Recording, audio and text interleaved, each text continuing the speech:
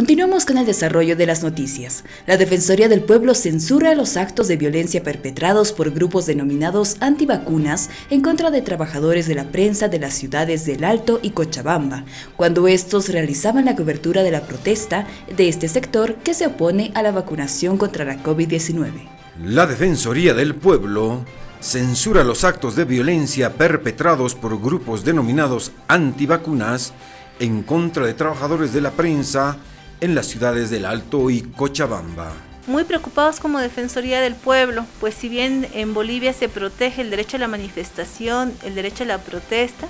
como en todos los estados democráticos, cuando estos incurren ya en actos delincuenciales, no se pueden señalar que se están amparando en el ejercicio de derechos. En este caso, las trabajadoras y los trabajadores de la prensa vienen enfrentando una falta de protección estatal reforzada, una falta de protección en ese tipo de ámbitos o cuando cubren ese tipo de hechos de manifestación.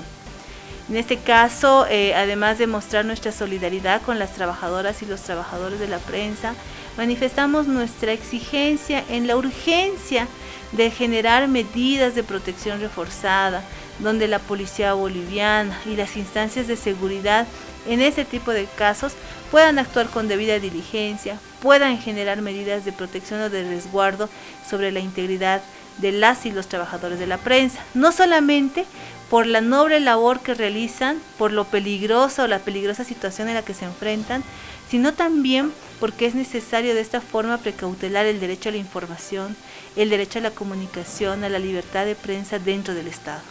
La Defensoría del Pueblo demanda acciones tanto a la Fiscalía General como a la Policía Boliviana para contrarrestar estos hechos de violencia. Ya cuando estamos ante actos delincuenciales como el que ha ocurrido, nosotros estamos solicitando al Ministerio Público el procesamiento para que se puedan identificar a los responsables y generar procesos de sanción en contra de estos. Reitero, no estamos hablando de una manifestación o el ejercicio del derecho a la protesta, sino estamos hablando de actos que ya rayan en lo delincuencial y que merecen ser investigados, también como una forma de disuadir a que estos hechos sean naturalizados o sean permitidos dentro del Estado.